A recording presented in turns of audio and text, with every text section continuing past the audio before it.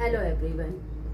In our previous video, we have discussed about incomplete dominance and codominance.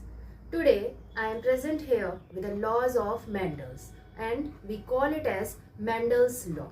As we have seen in this chapter that there are three laws: law of dominance, law of segregation and law of independent assortment. Today, we will discuss about these laws in short. First of all, law of dominance. As we know that when we talk about dominance, there are two types of character. One is dominant and one is recessive.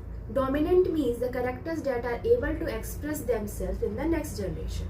जो characters अपने आप को next generation में express कर देते हैं उनको हम लोग कहते हैं डोमिनेंट कैरेक्टर, और जो कैरेक्टर्स अपने आप को नेक्स्ट में नहीं एक्सप्रेस कर पाते हैं नेक्स्ट जनरेशन में उनको हम लोग कहते हैं रेसेसिव कैरेक्टर। डोमिनेंट कैरेक्टर का डोमिनेंस का कारण होता है उनका एंजाइम रिलीज होना, और रेसेसिव का कारण होता है उनका एंजाइम जो डेफिशिएंट होता है जिसकी वजह से वो अपने आप को एक्सप्रेस नहीं कर पाते हैं। Going to the definition that offspring inherit the dominant trait from their parents, some are dominant and some are recessive. तो ऑफस्प्रिंग के पास जो भी ट्रेट या कैरेक्टर्स आते हैं वो उनको पेरेंट्स से आते हैं। कुछ कैरेक्टर्स उनके डोमिनेंट होते हैं और कुछ कैरेक्टर्स रेसेसिव होते हैं। Second is law of segregation. It is also called as law of purity of gamete. Genes pairs split apart during gamete formation.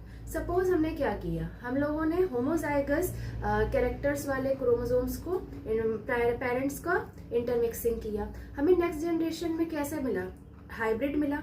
फिर हमने जब हाइब्रिड का सेल्फ पॉलिनेशन किया या सेल्फ फर्टिलाइजेशन किया तो हमको क्या दिखा कि हम लोगों के पास होमोजाइगस, हेट्रोजाइगस और होमोजाइगस रिसेसिव स्पीशीज भी प्रेजेंट रही।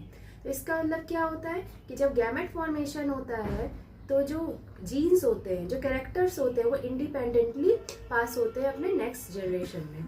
Third is law of independent assortment. Inheritance of one gene is independent of another pair. बात करेंगे डाइहाइब्रिड क्रॉस की। डाइहाइब्रिड क्रॉस में आपने क्या किया था, आपने राउंड रिंकल सीड शेप लिया था, येलो ग्रीन कलर लिया था सीड का। अब ये दोनों कैरेक्टर्स दोनों अलग हैं, लेकिन जब ये ऑफस्प्रिंग में पास होते हैं तो ये एक दूसरे पे डिपेंडेंट नहीं है, ये इंडिपेंडेंट है। जरूरी नहीं कि अगर राउंड सीड है तो उसके साथ डोमिनेंट जैसे येलो कलर ही पास होगा, नहीं, उसके साथ ग्रीन भी पास हो रहा है, रिंकल के साथ भी येलो कलर पास आउट हो रहा है नेक्स्ट जनरेशन में। तो these are the three laws. एक बार आप लोग बहुत ध्यान से देख लीजिए, law of dominance, law of segregation and law of independent assortment. I think you are clear with the topic. Thank you.